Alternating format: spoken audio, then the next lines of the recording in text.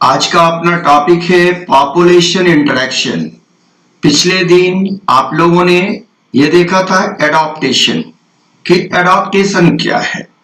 तो एडॉप्टेशन के बारे में आप लोग पहले से जानते हैं कि एडॉप्टेशन कोई भी ऑर्गेनिज्म एबायोटिक हैबिटेट में किस प्रकार सरवाइव करता है और किस प्रकार रिप्रोडक्टिव फिटनेस देता है, इसके लिए वो जिस जिस स्ट्रेटजी को अपनाता है उस टोटल सम ऑफ स्ट्रेटजी को हम लोग एडॉप्टेशन कहते हैं। लेकिन आज की बात है कि अगर कोई ऑर्गेनिज्म, सबसे पहली बात तो यह समझना है कि कोई भी ऑर्गेनिज्म अकेले जिंदा नहीं रह सकता। वो एबायोटिक हैबिटेट से इंटरेक्ट करता है, ये सही बात है, लेकिन वो एबायोटिक हैबिटेट में अकेले जिंदा नहीं रह सकता। वो और सारे ऑर्गेनिज्म के साथ जिंदा रहता है। यानी एक ऑर्गेनिज्म का दूसरे ऑर्गेनिज्म के साथ इंटरेक्शन होना आवश्यक है, तभी रिप्रोडक्टिव फिटनेस, एडॉप्टेशन या जो भी सक्सेस, रिप्रोडक्टिव सक्सेस की बात आती है या सस्टेनेबिलिटी की बात आती है, वो हो सकती है। अब यहां हमारा टॉपिक है पॉपुलेशन इंटरेक्शन। ये भेग है वर्ड, जरा सा 1 मिनट टाइम लेकर के इसको पहले समझ ले तो आगे बढ़ते हैं। पॉपुलेशन इंटरेक्शन, इंटरेक्शन सब तो है परस्पर आपस में संबंध। तो ये पॉपुलेशन इंटरेक्शन से 2 बातों का बोध होता है। पहला बात है interaction among the member of population, और दूसरा बात है interaction between member of 2 different population. दोनों बातें ध्यान से समझिए। अगर एक ही पॉपुलेशन के अंदर रहने वाले जीव आपस में इंटरेक्ट करते हैं, कैसे? तो वो इसलिए इंटरेक्ट करेंगे जैसे पेरेंटल केयर, मदर अपने बच्चों को दूध पिलाएगी, चिड़िया दाना ला करके अपने बच्चों के मुंह में डालेगी, यह भी इंटरेक्शन है। तो ये among the population. Reproductive event होगा अमॉन्ग द पॉपुलेशन, तो रिप्रोडक्टिव इवेंट का होना अमॉन्ग द पॉपुलेशन, यह भी पॉपुलेशन इंटरेक्शन है। अब ये पॉपुलेशन इंटरेक्शन जो अमॉन्ग द सिंगल पॉपुलेशन होगा, ये 2 तरह के होंगे, cooperative and competitive. Non cooperative, जैसे बंदर झुंड में रहते हैं तो उस बंदरों का एक सरदार होता है, मेल बंदर। अब उसमें एक मेल के अलावा सारे के सारे फीमेल रहते हैं। अगर कोई मेल आ गया उसमें तो क्या होगा? दोनों मेल में फाइट होगा, यह भी इंटरेक्शन है। लेकिन बाकी जो, अगर एक ही मेल उस ग्रुप को हेड करता है तो उस ग्रुप को किधर जाना है, कहां भोजन लेगा, कहां पानी लेगा, यह सारी की जिम्मेवारी किसके पास रहेगी? मेल के पास रहेगी। अगर कोई उन पर आक्रमण करता है तो सबसे पहले कौन इंटरेक्ट करेगा? मेल। ये एक अलग ही बिहेवियर है जीवों का, जो इकोलॉजी का एक अलग ही अध्याय है। लेकिन आप जिस कॉन्टेस्ट में पॉपुलेशन इंटरेक्शन पढ़ने के लिए उपस्थित हैं, वो दूसरा कॉन्टेस्ट है। वो है कि बिटवीन 2 पॉपुलेशन, कि 2 population.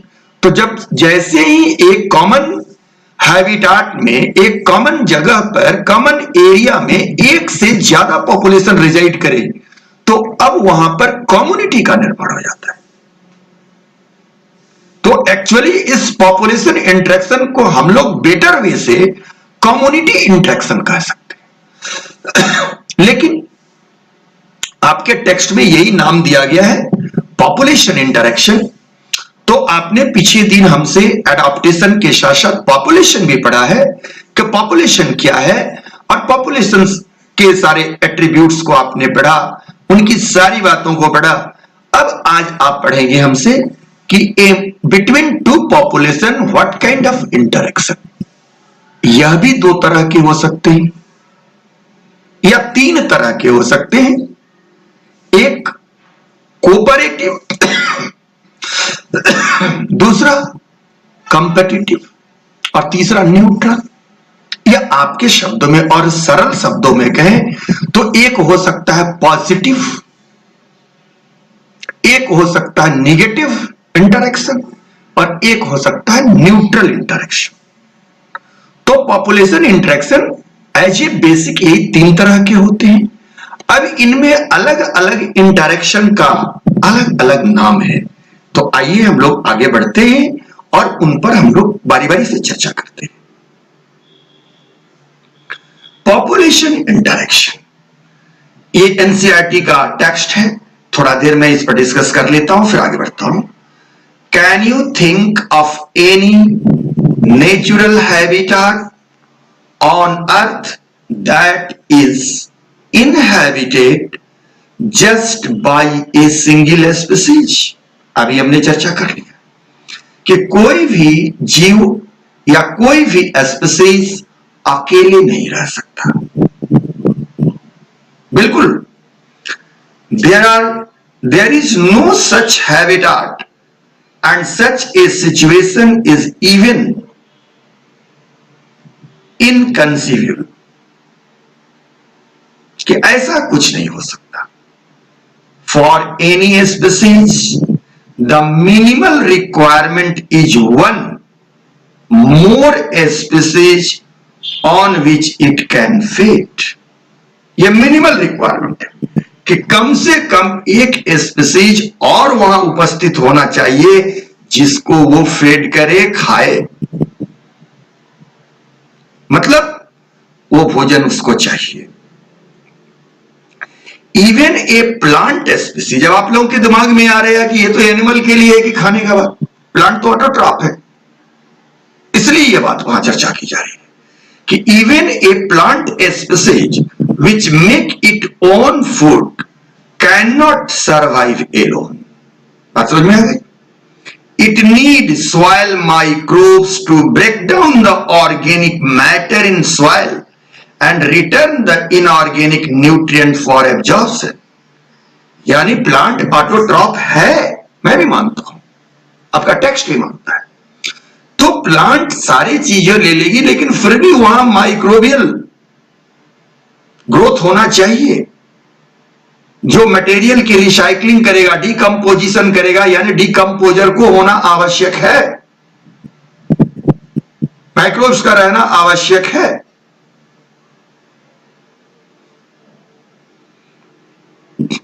And then how will the plant manage pollination without an animal agent? वो तो प्राइमरी बात थी। सेकेंडरी बात यह है कि प्लांट ठीक है, सरवाइव कर लिया, रिप्रोडक्टिव मैच्योरिटी अटेन कर लिया, उसमें फ्लावर हुए, तो एनिमल एजेंट भी चाहिए पॉलिनेशन के लिए। अब यहां दो बातें हैं कि पॉलिनेशन केवल एनिमल एजेंट से नहीं होता, या तर्क हमको दे सकते हैं। तो चलिए, तो ये दो बातें हम लोग एज्यूम कर रहे हैं कि कुछ माइक्रोब्स भी होंगे, और माइक्रोब्स अगर कम बेश रहेंगे ही रहेंगे, उसके बाद एनिमल भी चाहिए। It is obvious that in nature animal, plant and microbe do not and can not live in isolation but interact in various way. Interact in various way to form a biological community. अभी हमने बात कहा था, अब यहां इन्होंने लिख दिया कि ऊपर में ये पॉपुलेशन इंटरेक्शन कह करके एक ऐसी बात कह दी जहां से हम गुमराह हैं। हमने दो बातों पर आपका डिस्कशन किया था कि among the population and between two population। अब ये पॉपुलेशन इंटरेक्शन की बात में यहां कह रहे हैं कि नहीं, कि यह पॉपुलेशन इंटरेक्शन जो है वो कम्युनिटी का निर्माण कर रहा है।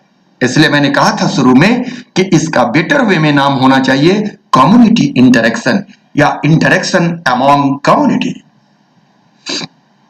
Even in minimal communities, minimal communities का मतलब हुआ जिसमें जीव की संख्या कम हो। Many interactive linkage exist, all may not be radially apparent. कहता है कि कम से कम भी जीव जहां कम्युनिटी में रहेंगे वहां बहुत तरह के इंटरेक्शन हो रहा है, लेकिन उसमें कुछ है जो डोमिनेंट इंटरेक्शन है, प्रीडोमिनेंट है, जिसे आप इजिली रिकॉग्नाइज करते हैं, और कुछ वैसे हैं जिसे आप रिकॉग्नाइज नहीं करते हैं, अपेरेंट नहीं है। Inter specific interaction, intra specific नहीं। अमॉन्ग द पॉपुलेशन होगा तो होगा इंट्रा स्पेसिफिक। अब ये कहते हैं इंटर स्पेसिफिक, मैंने दो स्पीशीज के बीच।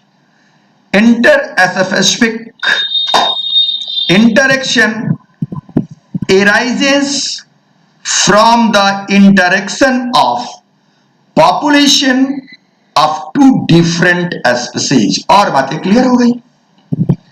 They could be beneficial, detrimental माने नॉन बेनिफिशियल, और न्यूट्रल। तो कितने तरह के ये इंटरेक्शन हो सकते हैं इंट्रा स्पेसिफिक इंटरेक्शन? तीन तरह के, बेनिफिशियल, डिट्रीमेंटल और neutral. Neutral means neither harm nor benefit to one of the species और both, assigning a positive sign for beneficial interaction, negative sign for detrimental, and 0 for the neutral interaction. Let us look at all the possible outcome of interspecific interaction। चलिए देखते हैं हम लोग कि possibility कितने तरह के इंटर स्पेसिफिक इंटरेक्शन का है। तो ये पॉसिबिलिटी क्या है? म्यूचुअलिज्म इंटरेक्शन का नाम है, competition, predation, parasitism, commensalism and amensalism. अब आप सोच रहे होंगे कि ये तीन पर क्यों लाल बिंदु हमने लगाया? क्योंकि इस आज के लेक्चर में हम लोग इस तीनों को कवर करने वाले हैं, कंपटीशन को, प्रीडेशन को और पैरासिटिज्म को। और अगले वीडियो में हम लोग म्यूचुअलिज्म, कमेंसलिज्म, अमेंसलिज्म। तो आप देख रहे हैं कि दो स्पीशीज यहां हैं। अगर अमेंसलिज्म की ही बात लें तो इसमें क्या देख रहे हैं? एक स्पीशीज को ना कोई बेनिफिट है ना लॉस है, लेकिन दूसरा स्पीशीज लॉस में जा रहा है। लेकिन कमेंसलिज्म उल्टा है, एक स्पीशीज को फायदा हो रहा है, दूसरे को कोई ना बेनिफिट है ना लॉस है। इसी तरह म्यूचुअलिज्म क्या है? Both are benefited. कंपटीशन क्या है? Both are harmed. प्रीडेशन क्या है? One is benefited, another is harm. And parasitism is also likewise the predation in which the one species benefited and another species harmed. Do you understand? Okay. Now the next thing. The both species benefited in mutualism and both lose in competition in their interaction with each other. In both parasitism and predation, only one species benefited, parasite and predator. जो species यहाँ predation और parasitism में यहाँ benefited हो रहे हैं, तो predation में जो बेनिफिटेड हुआ वो क्या कहलाया? प्रीडेटर। और जो हार्म हुआ वो क्या कहलाया? प्रे। और यहां जो बेनिफिटेड हुआ उसका नाम हुआ पैरासाइट, और जो हार्म हुआ उसका नाम हुआ होस्ट।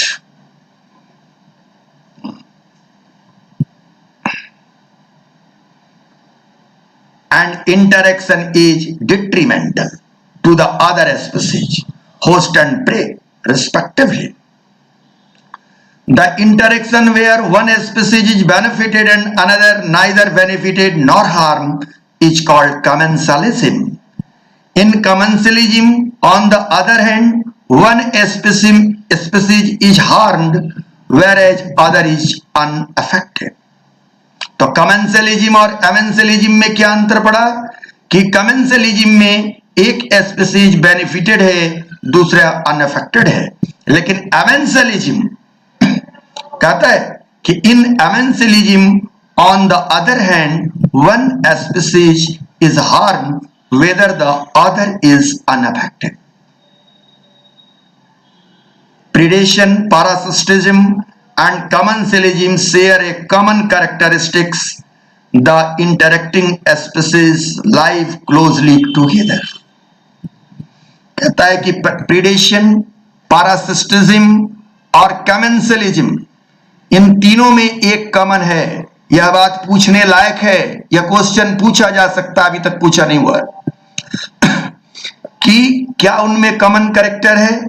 दे interacting species life together, closely together, कि ये जो जिनके बीच प्रीडेशन की, पैरासिटिज्म की, कॉमेंसलिज्म की जो प्रक्रिया होती है, वे स्पीसीज मुख्यतः एक ही जगह बहुत नजदीक नजदीक पाए जाते हैं।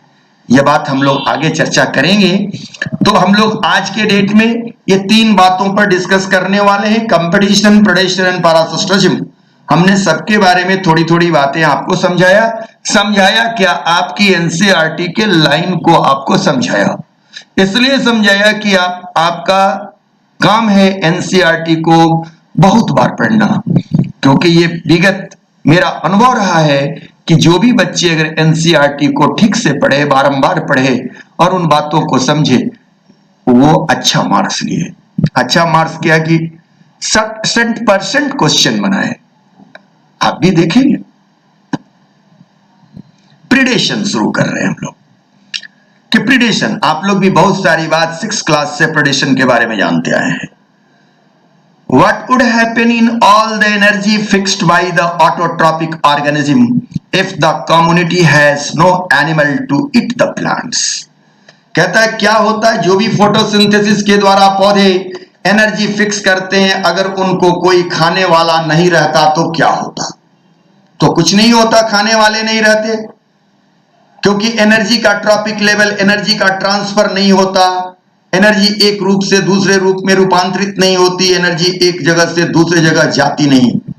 क्योंकि आप भी इस बात को अच्छी तरह जानते होंगे कि थर्मोडायनामिक्स के लॉ को पढ़े होंगे कि energy neither create not destroy but may be transfer or transform from one place to another place, from one form to another form. You can think of the predation as nature way of transferring to higher trophic level in energy fixed by the plants. When we think of predator and prey, most probably it is the tiger and deer that radially come in our mind. बिल्कुल समझ रहे हैं बात को कि अगर pray और predation की बात की जाती है तो लोगों के दिमाग में, आपके भी दिमाग में ये बात आती है कि शेर जो है हिरन का शिकार करता है, या बाघ जो है वो हिरन का शिकार करता है।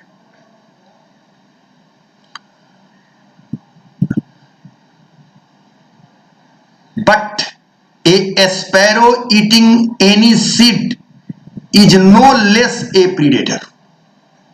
लेकिन एक गौरैया अगर एक गेहूं के सीड को खा गई तो यह भी प्रीडेशन है। देखिए एनसीईआरटी की ताकत क्या है। कैसे है ये पूछेंगे आप, तो कैसे है इस बात पर अगर हम आपसे चर्चा करें कि यह किस प्रकार है, तो आप इस बात को जानते हैं कि वह गेहूं का जो सीड था, उस सीड से क्या होता, गेहूं के सीड से क्या होता, एक गेहूं का पौधा पैदा होता, लेकिन उस सीड के खा जाने से गेहूं का पौधा तो नहीं हुआ, तो समूल विनाश हो गया। क्योंकि प्रीडेटर क्या, हिरन, अगर बाघ ने हिरन का शिकार किया, हिरन क्या हुआ, खत्म हो गया, मर गया। यहां भी तो एक पौधा मर गया एक सीड खा जाने से। लेकिन अगर वही गेहूं के खेत में अगर बकरी चर रही है तो पौधे का समूल विनाश नहीं कर रही है। ब्राउजर, लेकिन अगर आप जाएं और पौधे को रूट के अनुसार उखाड़ लें, या कोई जानवर उसको रूट सहित उखाड़ के खा जाए तो समूल विनाश कर दे, वो तो प्रेडेशन हो गया। इसलिए दो टर्म आएगा, ब्राउजिंग एंड हर्बीवोरी। अब इस कंटेस्ट में आप स्पैरो की एग्जाम्पल को समझिए कि यह प्रेडिशन है कि नहीं। बिल्कुल है। इसीलिए यह कहा गया है कि but a sparrow eating any seed is no less a predator. All those animal eating plant are categorized separately as a herbivorous. They are in a broad ecological context, not very different from predator. Broad ecological context में beside acting as conduct for energy transfer across trophic level, predator play other important role. अब दूसरी role के बारे में आए। They keep prey population under control, check and balance. मैं कई बार कहता हूं ऑफलाइन क्लास में कि अगर आप मुर्गी को नहीं खाइएगा तो मुर्गी आपको खा जाएगी। आप अगर बकरी को नहीं खाएंगे बकरी आपको खा जाएगी, क्योंकि बकरियों की पॉपुलेशन इतनी हो जाएगी कि जिस पर आप डिपेंडेंट हैं उनको वो खत्म कर देगी। इसलिए इकोलॉजिकल रूल है ईटिंग बीइंग ईटन, खाओ और खाने दो।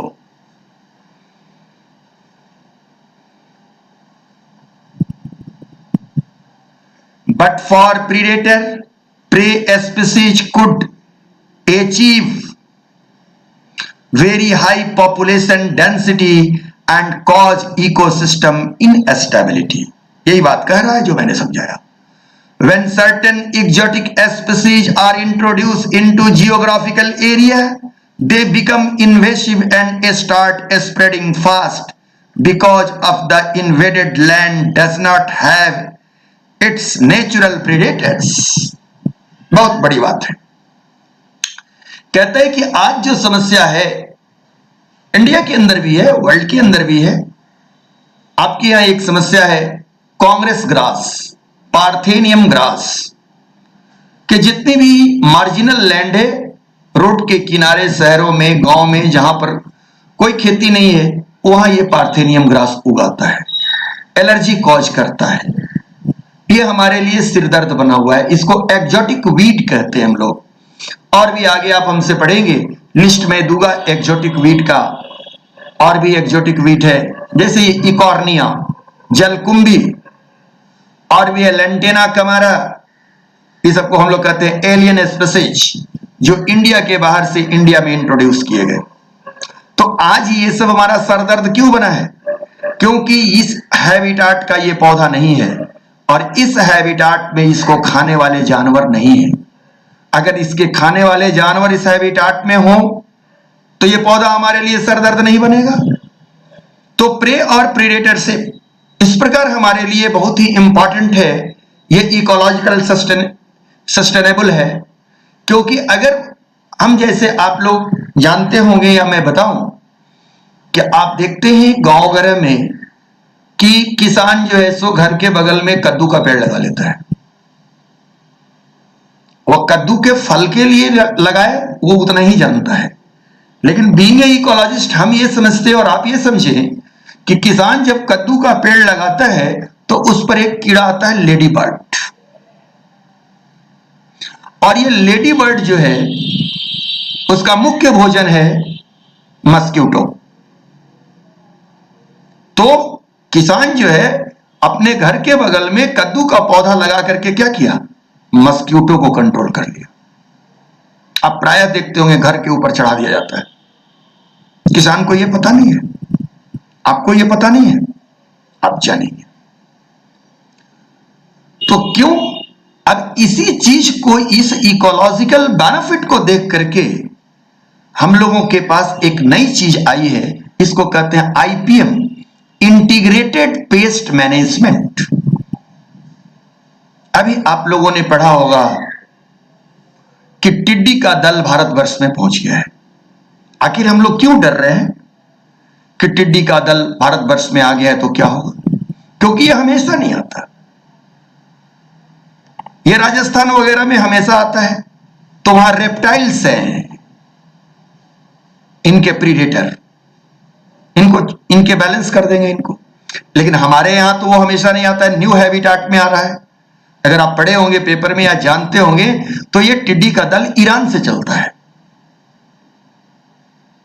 ये डेजर्ट के कीड़े हैं, वहां पर इनके प्रेडेटर हैं, हमारे यहां प्रेडेटर नहीं है।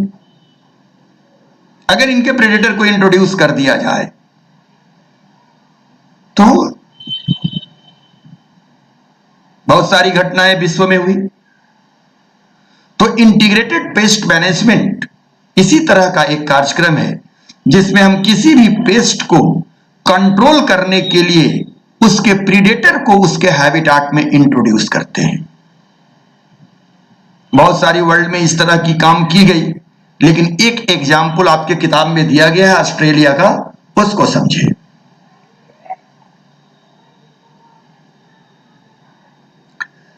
The prickly pear cactus introduced into Australia in early 1920s caused havoc by spreading rapidly into millions of hectares of rangeland. कि लाखों हेक्टेयर में ये फैल गया। कौन? तो प्रिकली पियर कैक्टस, कैक्टस समझ रहे होंगे। Finally the invasive cactus was brought under control only after a cactus feeding predator moth from the natural habitat was introduced into the country. बात हमारी समझ में आ गई कि जब ये वहां पर न्यू हैबिटाट में ये कैक्टस फैलने लगा तो इसको कंट्रोल करने के लिए क्या हुआ, फिर इसके प्रीडेटर को ले जाना पड़ा। एक मौत था। आपके यहां भी कर सकते हैं, आपकी गवर्नमेंट नहीं चाहती है करना। कि आप जानते हैं कि इकॉर्निया जलकुंभी जो पानी में फैलता है, जो सरदर्द है, तो जलकुंभी में क्या रहता है? फूला हुआ भाग नीचे रहता है जिससे वो फ्लोट करता है। पेट्योल उसका स्वेलन रहता है, स्पॉन्जी रहता है। अगर ऐसे कीड़े को इंट्रोड्यूस कर दे जो उसके पेट्योल में छेद कर दे तो क्या होगा? वो पानी में डूब जाएगा। ऐसा हम कर सकते हैं। इंडिया के वैज्ञानिक, इंडिया के लोग कोविड-19 पर काम कर सकते हैं, उसका वैक्सीन बना सकते हैं। अपना वैक्सीन वर्ल्ड से थोड़ा अलग है, प्लाज्मिड बेस्ड है। सारे वर्ल्ड में जो है सो वायरस बेस्ड बन रहा है, वायरस के जीनोम पर काम हो रहा है, और अपने यहां प्लाज्मिड, बैक्टीरियल प्लाज्मिड पर काम हो रहा है। तो बना सकते हैं। तो क्या हम चाहें तो वैसे प्रीडेटर को नहीं ला सकते हैं? ये जो सरकार का करोड़ों करोड़ों रुपया गंगा सफाई अभियान और जमुना सफाई अभियान में खर्च होता है, और होता कुछ नहीं है, केवल जलकुंभी है जो परेशान किए हुए है, तो जलकुंभी को हटाने के लिए हम आसानी से कर सकते हैं। लेकिन ये सब राजनीतिक मुद्दा है, इस पर हम लोग बात नहीं करेंगे। तो ऑस्ट्रेलिया ने ऐसा किया, इंट्रोड्यूस किया। तो प्रेडेटर का दूसरा भी आपने, प्रेडेशन का दूसरा भी एस्पेक्ट समझ लिया कि population density of the prey how can check due to the presence of predator. Biological control method, वही IPM, integrated pest management, biological control method adopted in agriculture pest control are based on the ability of the predator to regulate prey population। क्योंकि इससे फायदा ये है ना कि अगर आप कोई पेस्टिसाइड्स का यूज करते हैं, कोई रिपेलेंट का यूज करते हैं, तो उससे आपके पेस्ट मारे जाते हैं और आप नहीं जानते कि उनका इकोलॉजिकल रोल क्या होता है। यहां तक कि आज तक हमें नहीं पता है कि मस्क्यूटो से हमें क्या बेनिफिट है, मस्क्यूटो से कितने हमें घाटा है, ये तो पता है।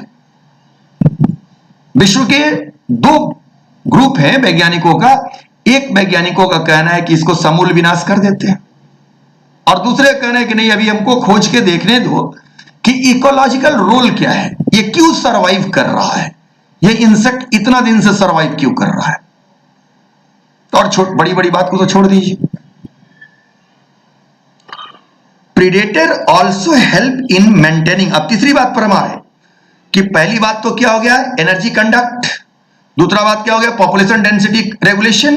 अब तीसरी बात, predator also help in maintaining species diversity in the community. 3 बात हुआ। By reducing the intensity of competition among the competing prey species, क्योंकि स्पीसीज की डेंसिटी बढ़ेगी, प्रे की डेंसिटी बढ़ेगी, तो वो आपस में ही क्या करेंगे, कंपीट करेंगे, आपस में ही रिसोर्सेज के लिए कंपीट करेंगे।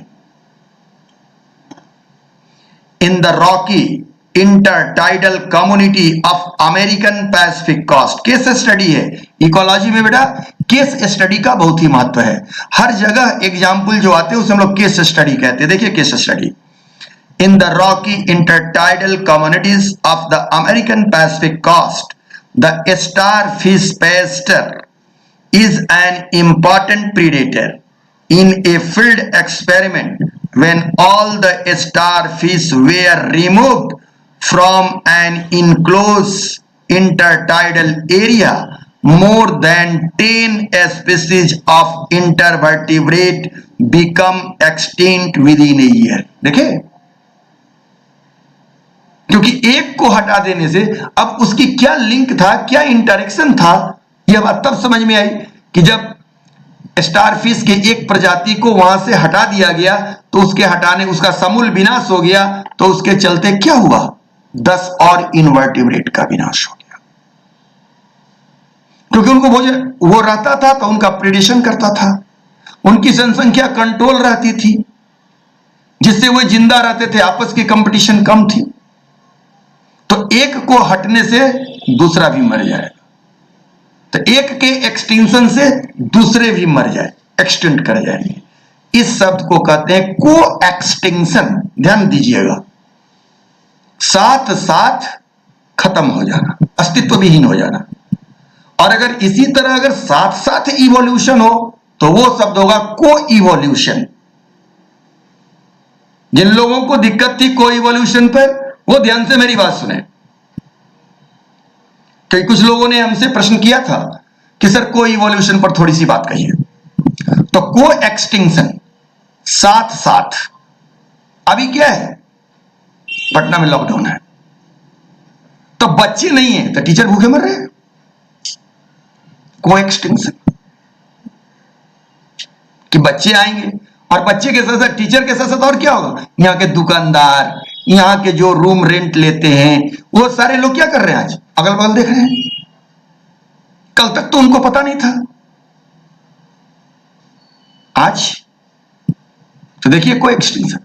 जैसे बच्चे यहां आने लगेंगे तो बच्चे आएंगे अपने काम के लिए, टीचर के पास आएंगे, लेकिन सब लोग हरा भरा हो जाएगा, सबका ग्रोथ हो जाएगा, ठेला वाला भी खूब खुश होगा, इवन जो मोबाइल का दुकान वाला है वो सबसे ज्यादा खुश होगा कि 20 रुपया में 1 महीने का डाटा लीजिए, जीबी लीजिए, ये करिए वो करिए, रोज सुनते रहते थे हम।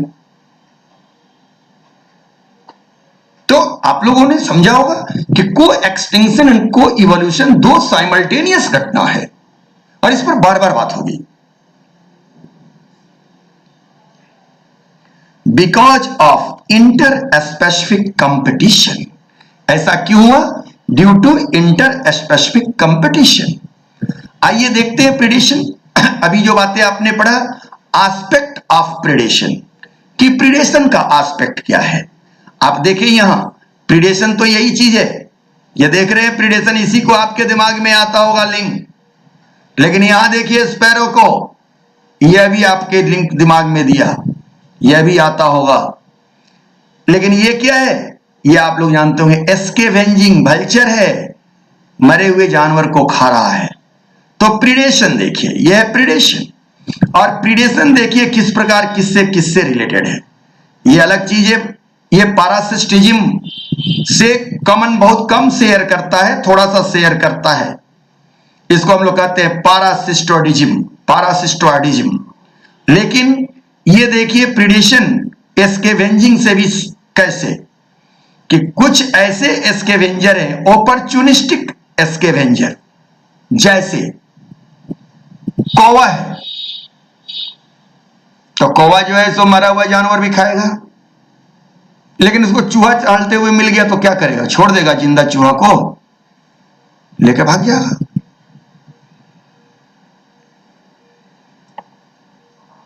बहुत सारे ऐसे पक्षी हैं। चील है जो ऐसे मरे हुए जानवरों को भी खाता है और जिंदा जानवर मछली को भी पकड़ लेता है। तो वैसे स्कैवेंजर को हम लोग जो हंटिंग करते हैं और स्कैवेंजिंग भी करते हैं उसको कहते हैं ऑपर्चुनिस्टिक।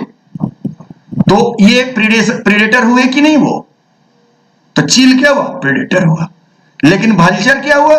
प्योर, कि केवल वो डेड को ही खाएगा। तो अब अगर एस्पेक्ट प्रेडेशन को ब्रॉड एस्पेक्ट में देखा जाए तो स्कैवेंजिंग या स्कैवेंजर भी प्रीडेटर हो सकते हैं। इसी तरह के सवाल ओलंपियाड में पूछे जाते हैं, कभी पूछा गया है, तो इसीलिए मैंने इसको लाया है। अब हर्बीवोरी ब्राउजर एनिमल जो ब्राउज करते हैं, मतलब पूरे घास को ऊपर के टॉप को काट लेते हैं। आपने पढ़ा था हमसे एपिकल डोमिनेंस। तो एपिकल डोमिनेंस तो क्या होगा? जैसे ऊपर के टॉप को काट लेगा, वहां से एपिकल बर्ड डिकैपिटेट हो जाएगा, ब्रांचिंग निकलेगा। तो मैदान में लगे हुए घास को जानवर जितने ऊपर से चढ़ते जाएंगे उतने और मजबूत तरह से घास नीचे से निकलता चला जाएगा। यह बेनिफिट है ब्राउजर के लिए, ये ब्राउजिंग से बेनिफिट है प्लांट्स को।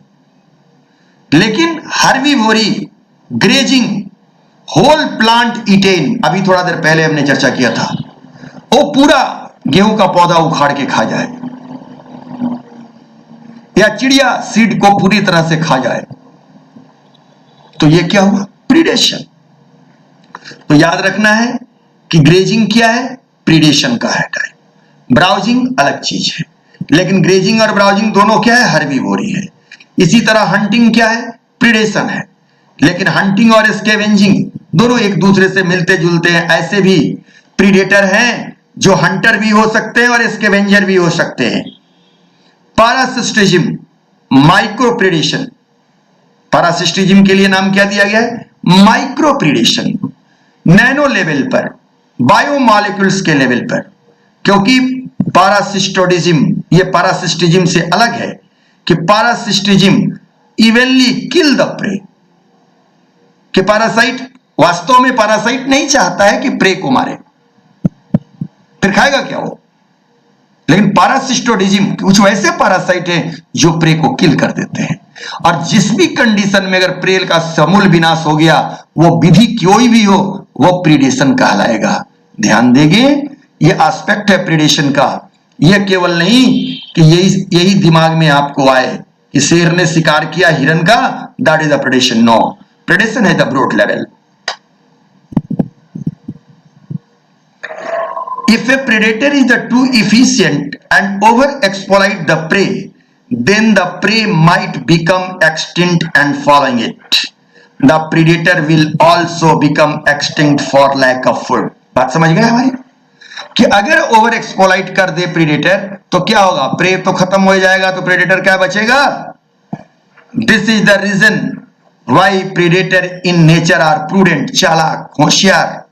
इसलिए प्रूडेंट नेचर में प्रूडेंट होते हैं कौन? प्रीडेटर। कई बार पूछा गया है।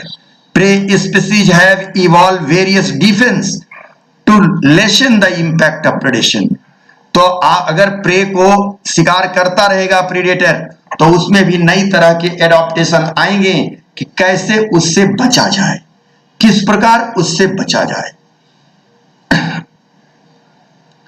सम species of insect and frog are cryptically coloured camouflaged. पहले भी आपको कैमोफ्लैगी के बारे में मैंने बताया है। आज भी देखिए कि एक नया एडेप्टेशन आया फिश में, सॉरी इंसेक्ट्स में, फ्रॉग में, जिससे क्या होगा? कैमोफ्लैगी आप कहते हैं क्रिप्टिक कलरेशन, कि एक ही कलर के दो जानवर हो जाएंगे, दो स्पीसीज हो जाएंगे, जिसमें एक क्या होगा? पॉइजनस हो सकता है, खतरनाक हो सकता है, दूसरा क्या? नॉन पॉइजनस हो सकता है। तो नॉन पॉइजनस को समझ करके वो जाएगा और पॉइजनस को खा जाएगा, और उस पॉइजनस से उसको परेशानी होगा, तो जिंदगी में कभी भी वो उसको खाना नहीं चाहेगा। जैसे खीरा के बारे में आप लोगों ने सुना होगा, तो खीरा फल है, आप लोग खाते होंगे। कभी कभी कोई खीरा तीता भी होता है। तो अगर मान लीजिए आप खीरा खा रहे हैं, तो हर खीरा को देख करके ऐसे ही खाना शुरू कर देंगे? अगर वो तीता लगा उसके बाद से अगले दिन क्या होगा, खीरा आएगा तो पहले आप टेस्ट करेंगे कि यह तीता वाला है या मीठा वाला है। लेकिन आप तो प्रूडेंट है, बहुत ज्यादा प्रूडेंट है, आप तो किसी भी तरह काट कूट के खा लेंगे। लेकिन अगर बर्ड्स है तो वो क्या करेगा, वो उसको छोड़ देगा और इस तरफ ये डिफेंसिव मोड में आ गया। Some are poisonous and therefore avoided by the predator. The monarch butterfly is the highly distasteful to its predator, but because of a special chemical present in body.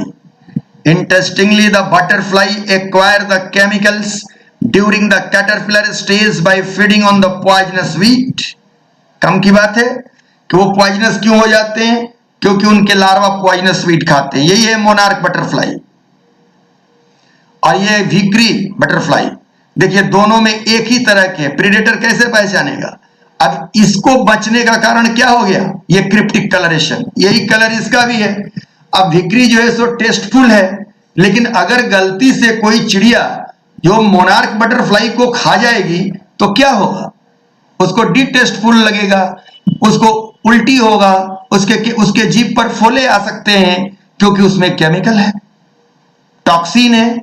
तो क्या फिर जिंदगी में दोबारा किसी भिकरी फ्लाई को वो खाएगी, क्योंकि दोनों का कलर एक है, वो देखते ही हट जाएगी कि नहीं ये बहुत डिटेस्टफुल होता है, पॉइजनस होता है, और इस प्रकार बचाव हो जाएगा।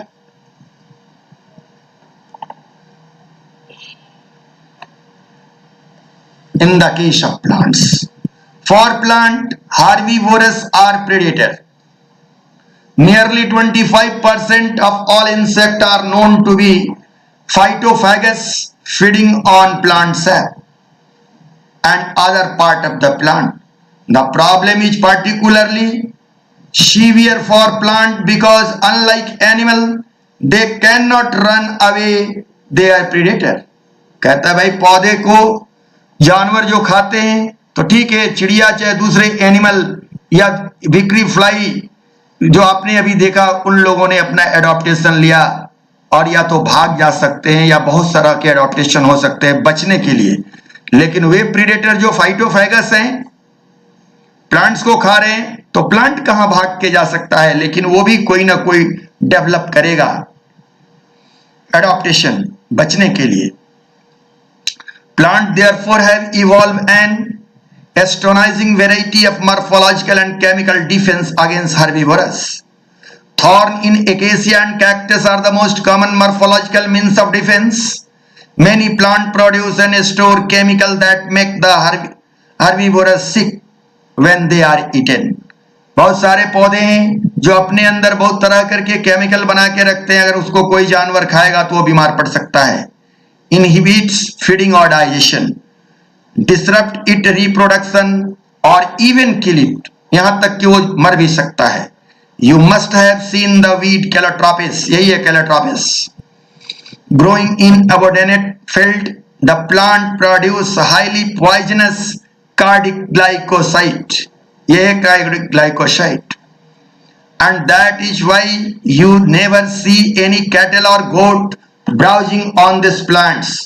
A wide variety of chemical substance that we extract from plant on commercial scale. कहता है कि हम लोग बहुत सारे प्लांट से सेकेंडरी मेटाबोलाइट में बहुत तरह के केमिकल एल्कलॉइड्स निकालते हैं, वो वास्तव में उन लोगों के लिए इकोलॉजिकल रोल डिफेंसिव मोड का काम होता है। जैसे nicotine, caffeine, quinine, strychnine and opium etc are produced by them actually as a defense against grazer and browser. क्या बात समझ में आया कि भांग के पौधा से लोग भांग निकालते हैं, लेकिन भांग का पौधा भांग क्यों बनाता है कि उसका ब्राउजर बकरी चरे और भंगुआ जाए, नशा में आ जाए। लेकिन मनुष्य इतना होशियार है कि चलो उसको भी निकाल लेता है। कार्डिक ग्लाइकोसाइड आपने समझा, कैलेट्रोपिस प्रोसेरा समझा कि कार्डिक ग्लाइकोसाइड क्या है, हार्ट पर एडवर्स इफेक्ट देता है। कई बार पूछा गया है ये बात। जो बातें पूछी जाने वाली है या पूछी गई हैं उन्हें हम येलो कलर से जरूर दिखाते हैं, आप लोग ध्यान देंगे क्योंकि आपके लिए इंपॉर्टेंट है। प्रेडेशन की बातों के बाद, प्रेडेशन आपने समझा अब प्रेडिशन के बाद हम लोग बात करेंगे किसका? कंपटीशन। कंपटीशन बहुत ही आसान चीज है, समझे आप, बहुत छोटा चीज है, फिर भी मैं प्रयास कर रहा हूं, इसमें वैसे कोई समझाने वाली बात नहीं है। When Darwin spoke the struggle for existence and survival of the fittest in nature, already जान रहे हैं, he was convinced that the interspecific competition is the potent force in organic evolution. It is generally believed that competition occurs when closely related species compete for same resource that are limiting. कहता है कि अगर घर में भाई बहन है और दो नहीं एक ही आम है तो दोनों दौड़ेगा हम लेंगे या हम लेंगे, लेकिन अगर 5 आम घर में पड़ा हुआ है तो आम के बारे में कोई दौड़ भी नहीं करेगा। तो रिसोर्स जब तक लिमिटेड नहीं होगा तब तक कंपटीशन नहीं होगा।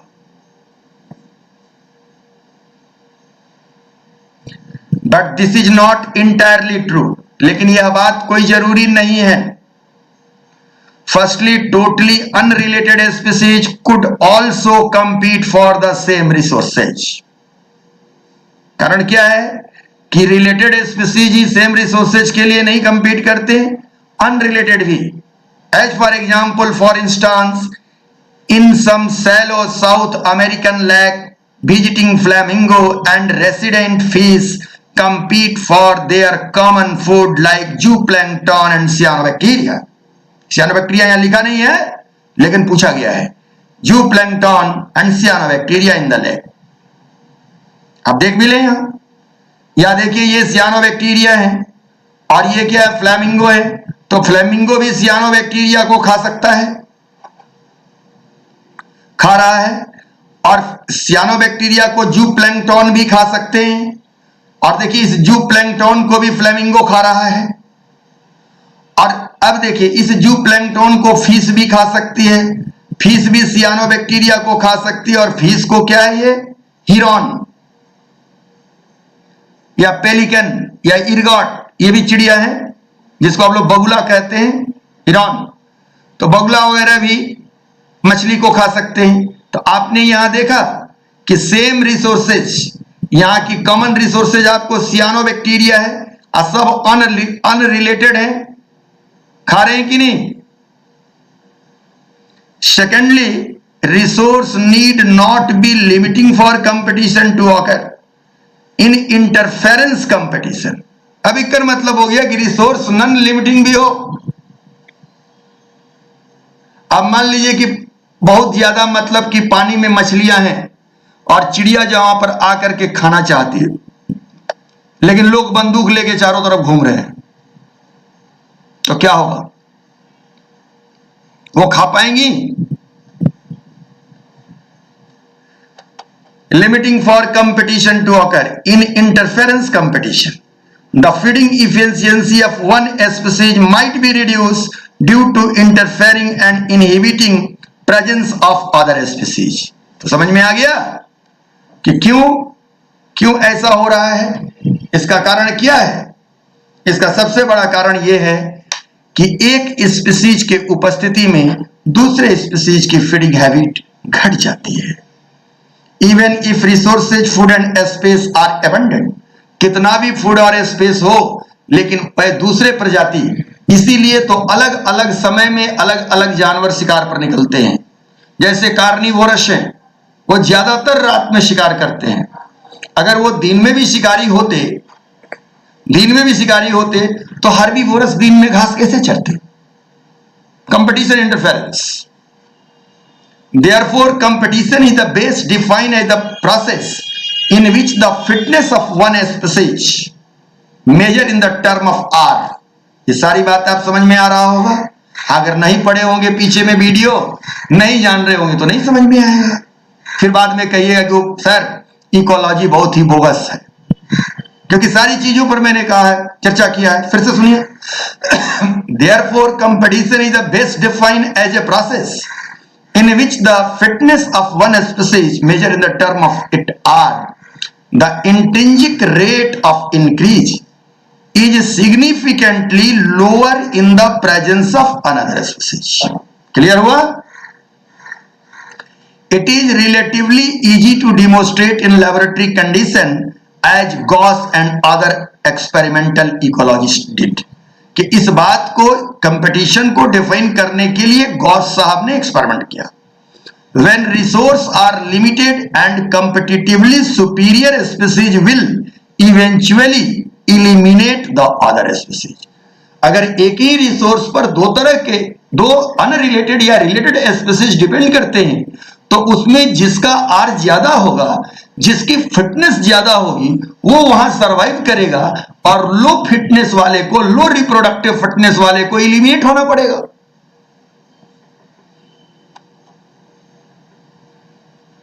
ऐसा माना गया। लेकिन कहता है कि but evidence for such competitive exclusion occurring is nature not always conclusive।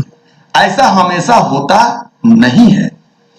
A strong and persuasive circumstantial evidence does not exist, however, in some case the abandoned tortoise in Galapagos Island become extinct within a decade after goat were introduced on the island, apparently due to the greater browsing efficiency of goat। अब बोलिए कि गोट के browsing efficiency से इसको क्या लेना है, टर्टवाइज को क्या लेना है? यहां तो रिसोर्स का लिमिटेशन नहीं था, काहे हो गया? ऐसा क्यों हुआ? कारण क्या था? कारण यह था कि कछुए जो हैं पानी से निकलकर जमीन पर अंडे देते हैं, और जब जमीन पर अंडे देते तो झाड़ियों के अंदर अंडे देते हैं, झाड़ी से छुपा रहता है, बच्चे निकलकर पानी में चले जाते हैं। लेकिन जब ब्राउजिंग, वहां पर ब्राउजर बढ़े और ब्राउजिंग होना शुरू हुआ, तो क्या हुआ? झाड़ियों की संख्या कम हो गई, और उनके अंडे जो है उनके प्रीडेटर को आसानी से दिखने लगे। इसलिए आकर के प्रीडेटर अंडे को फोड़ देते थे, अंडे को खा जाते थे, इसलिए उनकी जनसंख्या घटने लगी। Another evidence for the occurrence of competition in nature comes from what is called competitive release। अब competitive release क्या है ये समझिए।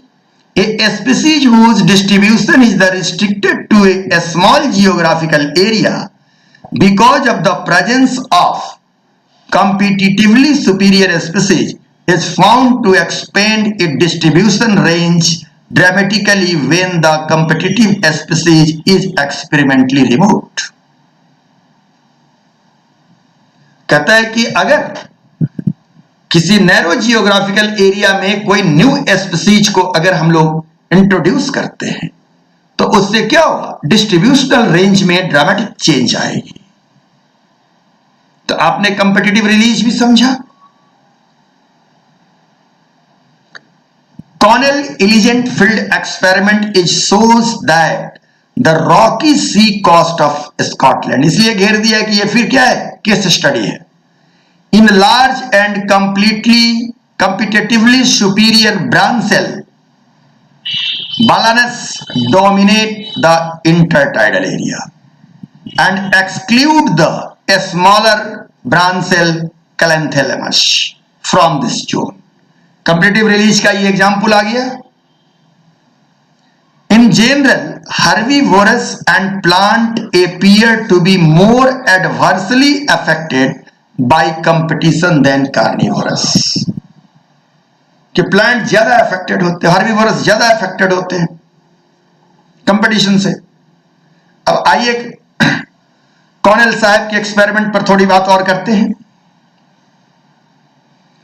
Cornell Elegant Field Experiment। Ecologist Joseph Cornell studied the two branchial species Balanus and Cathalamus that have the stratified distribution on the rock along the coast of Scotland।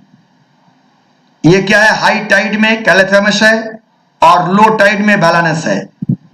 In nature Balanus fail to survive on high rock because of unable to resist desiccation। तो ये desiccation से, सूखने के डर से, ज्यादा गर्मी के को नहीं उपयुक्त है गर्मी में रहने के लिए ड्यूरिंग द लो टाइड, जिस समय ज्वार नहीं है। In realise niche is therefore similar to the fundamental niche. Niche से भी लोगों ने सवाल पूछा था हमसे कि निक क्या है, और मैंने सबसे पहले निक आपको समझाया था। इसका मतलब कि आप लोग पुराने वीडियो को, पहले की वीडियो को नहीं देखते, कभी देखते हैं तो भाई इससे इकोलॉजी का ज्ञान नहीं होगा, जैसा मेरा मानना है, बाकी आपकी इच्छा।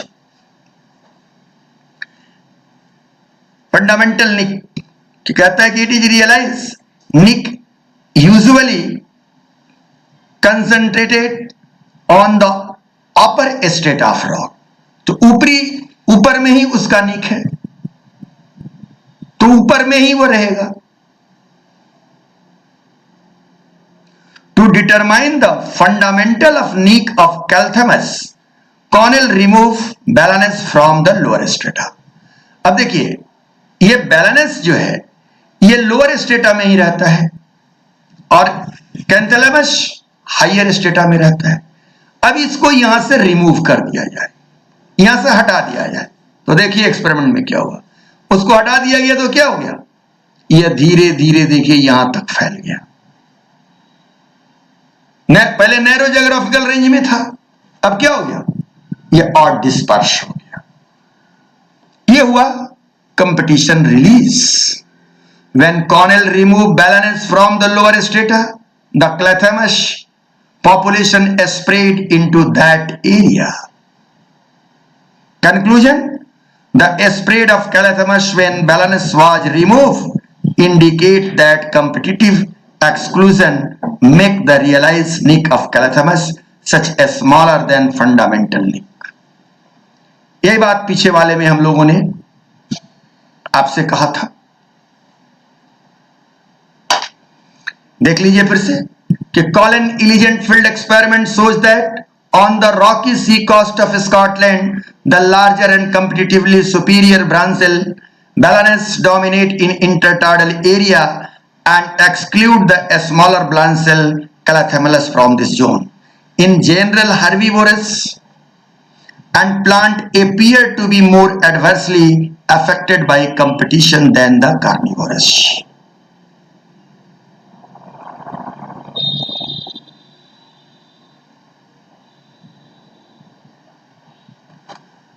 गॉस साहब की प्रिंसिपल क्या थी, कंपटीशन से related.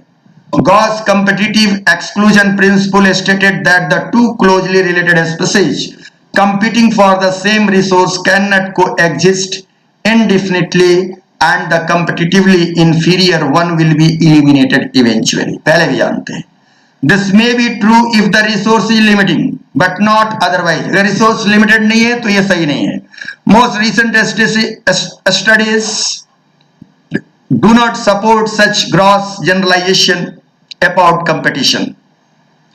While they do not rule out the occurrence of interspecific competition in nature, they point out that the species facing competition might evolve mechanism that is promote coexistence rather than exclusion.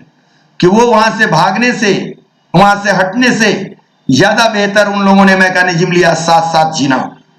One such mechanism is resource partitioning. If the two species compete for the same resource, they could avoid competition by choosing, for instance, different time for feeding or different foraging pattern. ये दोनों अलग अलग समय पर भोजन लें या अलग अलग पैटर्न से लें। मैक अर्थर दूसरे वैज्ञानिक आते हैं। MacArthur shows that the 5 closely related species of barbel living on the same tree were able to avoid competition and coexist due to the behavior of different in their foraging activity. सामने है, ये same tree है और ये 5 तरह के barbell हैं। देखिए, एक बारबेल 0 से 10 फीट के हाइट या माने 20 फीट के हाइट तक ही ये अपना भोजन पानी लेता है। दूसरा बारबेल 20 से 30 फीट के हाइट तक अपना लेता है। तीसरा बारबेल 30 से 40 फीट के हाइट तक अपना लेता है। चौथा बारबेल 40 से 50 फीट के हाइट तक भोजन पानी लेता है, रहता है, और पांचवा सबसे ऊपर है। आपने देखा, इसे हम लोग कहते हैं रिसोर्स पार्टीशनिंग। यही आर्थर मैक का एक्सपेरिमेंट था। सिल्वर ओक पर एक्सपेरिमेंट है और ये बारबेल है। बारहवें words. Now we are going to discuss the parasitism. कि पैरासिस्टोजम क्या है. Considering that the parasite mode of the life ensure free lodging and meal. मुफ्त में रहना, मुफ्त में खाना, parasite. It is not surprising that the parasite has evolved so many taxonomic groups for the plant to the higher vertebrates. Many parasites have evolved to the host specific. They can parasite only a single species of host. In such a way, the both host and the parasite tend to co-evolve. उधर हमने बात कहा था co-extinction, अब यहां बात होगी co-evolution. That is, if the host evolve a special mechanism for rejecting or resisting the parasite, कि होस्ट अपने बचने के लिए अलग अलग तरीके का इजाद करेगा और पैरासाइट होस्ट को पकड़ने के लिए अलग अलग तरीके का इजाद करेगा. तो दोनों में नए नए एडॉप्टेशन आएंगे, न्यू डायमेंशन आएगा. That's is called coevolution. The parasite has to evolve mechanism to counteract and neutralize them in order to the successful with the same host species in accordance with their lifestyle. Parasite evolve a special adaptation such as the loss of unnecessary sense organ, presence of adhesive organ, sucker to climbing on the host, loss of digestive system and the high reproductive capacity. ये क्या क्या adaptation है देख लें. The life cycle of the parasite are often complex involving one or two intermediate host or vector to facilitate parasitization in the primary host. The human liver fluke trematode parasite है. Depend on the two intermediate host snail and fish to complete it their life cycle. The malarial parasite need a vector mosquito to spread to the other host. कहता है कि जितने भी parasite हैं उनकी अलग अलग एडाप्टेशन है. कुछ नॉर्मल ऑर्गन को लॉस कर देते हैं और कुछ नए ऑर्गन को एडॉप्ट करते हैं. जैसे टीनिया सोलियम एक पैरासाइट है, उसमें आप देखिए शकर को और हुक को, जिसके द्वारा ये वर्टिब्रेट के आंत के दीवारों से चिपका रहता है और भोजन चूसते रहता है. यह भी पैरासाइट है. अभी आपने इसका नाम सुना था लिवर फ्लूक. ये लिवर फ्लूक के लिए ही फोटो लिया गया है. तो होस्ट में क्या क्या बातें जाननी है, जैसे सकर एडहेसिव ऑर्गन, सकर का डेवलपमेंट होना, डाइजेस्टिव सिस्टम का लॉस हो जाना, हाई रिप्रोडक्टिव कैपेसिटी का होना. अब हाई रिप्रोडक्टिव कैपेसिटी होने के लिए कॉम्प्लेक्स लाइफ साइकिल होगा, लार्वल फॉर्म बहुत ज्यादा होंगे, इंटरमीडिएट होस्ट होगा. जैसे अब मलेरियल पैरासाइट है, वो भी क्या करता, पैरासाइट है ही, तो वो दो होस्ट को, वेक्टर मस्क्यूटो को और मैन को, दोनों को लेकर के काम करता है. आगे आते हैं. Majority of the host, majority of the parasite harm the host. Then may reduce the survival, growth and reproduction of the host and reduce its population density, but not kill. They might render that host more vulnerable to predation by making it physically weak. क्या कर देता है ये, host को physically weak कर देता है. अब प्रश्न है, do you believe that one ideal parasite should be able to thrive within the host without harming? No. क्योंकि वो कुछ लेगा. Why did not natural selection lead to evolution of the such totally harmless parasite? अगर totally harmless parasite हो जाएगा तो parasite नहीं कहलाएगा, वह कमेंसल कहलाएगा.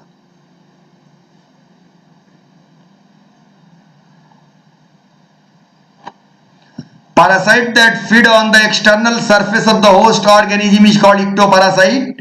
The most familiar example of this group are the lice on human and tick on dog. Very simple बात है. Many marine fish are infested with the ectoparasite copepods. देखिए यही copepods से लगा हुआ है. Cactus, a parasite plant that is commonly found growing on the haze plant, has lost its chlorophyll and leaf in the course of evolution. क्योंकि उसको जरूरत नहीं है, भोजन दूसरे से लेता है, तो क्लोरोफिल क्यों रखेगा?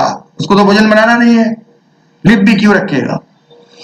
It derive its nutrition from the host plant, which is parasitized. The female mosquito is not considered parasite, although it need or blood for reproduction. Can you explain why? बहुत सारे बच्चे हमसे पूछते रहते हैं। तो आज जानिए कि पैरासाइट दो तरह के हो सकते हैं, इक्टो पैरासाइट और इंडो पैरासाइट। यह बात आपके दिमाग में आई। इसी तरह दो और भी हो सकते हैं, ऑब्लिगेट पैरासाइट और फैकल्टेटिव पैरासाइट। तो मस्क्यूटो हमेशा ह्यूमन के साथ नहीं रहता और उसके ब्लड को फीड करता है, इसलिए इसको निश्चित तौर से हम फैकल्टेटिव पैरासाइट में रख सकते हैं, लेकिन ऑब्लिगेट में नहीं। इसलिए कुछ वैज्ञानिकों का मत है कि फीमेल मस्क्यूटो जो है वो पैरासाइट नहीं है, और कुछ वैज्ञानिकों का मत है कि यह क्या है, फैकल्टेटिव पैरासाइट है। In contrast, endoparasites are those that have inside the host body at different sites liver, kidney, lungs, red blood cell, etc. The life cycle of endoparasites are the more complex because of their extreme specialization. Their morphological and anatomical features are generally simplified while emphasizing their reproductive potential. क्योंकि इनकी reproductive potential बहुत ज्यादा होती है, लेकिन ये morphologically anatomically बहुत simple होते हैं। तो इंडो और एक्टो दोनों समझ गए। एक स्पेशल केस है brood parasitism. In birds the fascinating example of the parasitism in which the parasitic bird lay it egg in the nest of the host and let the host incubate them. During the course of evolution the egg of the parasitic bird have evolved to resemble to the host egg in size and color to reduce the chance of host bird detecting the foreign egg and rejecting them from the nest. यह सारी बात आप आराम से समझ रहे होंगे, क्योंकि सीधे नीचे लिखा हुआ है कि कोयल और कौवे का संबंध, कि कोयल आती है विदेश से और कौवे के घोंसला में अपना अंडा देती है। ये सब आप बात जानते थे। इस तरह की एक्शन को हम लोग कहते हैं ब्रूड पैरासिस्टिज्म।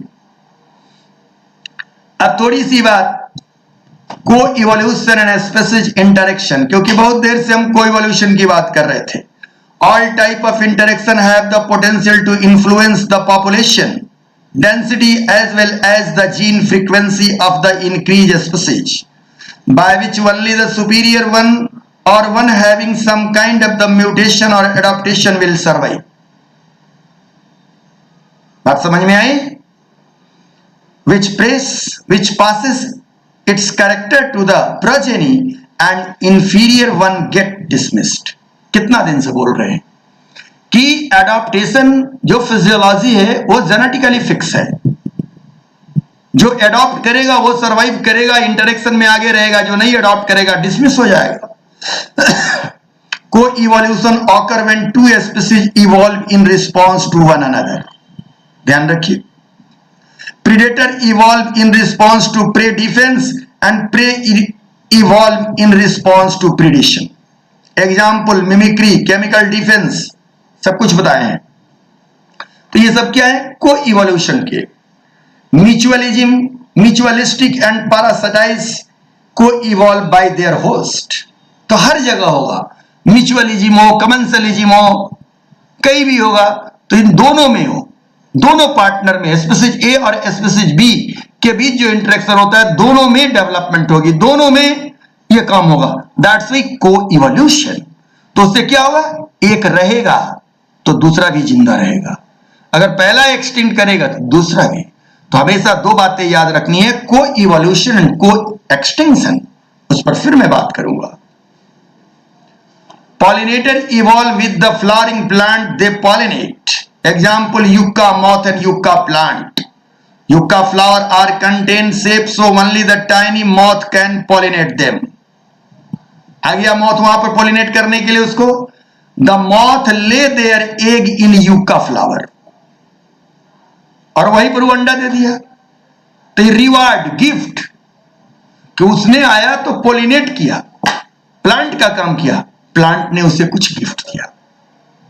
एंड देयर लार्वा या caterpillar live in the developing ovary and eat yucca seed. अब फ्रूट बन जाएगा तो फ्रूट के अंदर ही उसके लार्वा क्या होंगे, कैटरपिलर को भोजन तो उन्हीं के पल्प से मिलेगा। ऐसे ये बातें फिर डिटेल में मैं आपको बोलने वाला हूं म्यूचुअलिज्म में, या मैंने जस्ट को इवोल्यूशन को डिस्कस किया। तो इस प्रकार मैंने आज आपको प्रीडेशन, कंपटीशन और पैरासिटिज्म पर बात किया। और मेरा ये मानना है कि आप लोग भी इस तीनों बातों को ध्यान से पढ़ें। इसके बाद हमारे पास केवल दो बातें बचती हैं, एक को कमेंसलिज्म और दूसरा है क्या, म्यूचुअलिज्म। और इस प्रकार ये चैप्टर खत्म होगा। जब ये चैप्टर पूरी तरह खत्म हो जाएगा फिर मैं आपको क्वेश्चनर दे रहा हूं। मैंने शुरू में भी बोला था कि यही चैप्टर सबसे इंपॉर्टेंट है according to me in the field of ecology.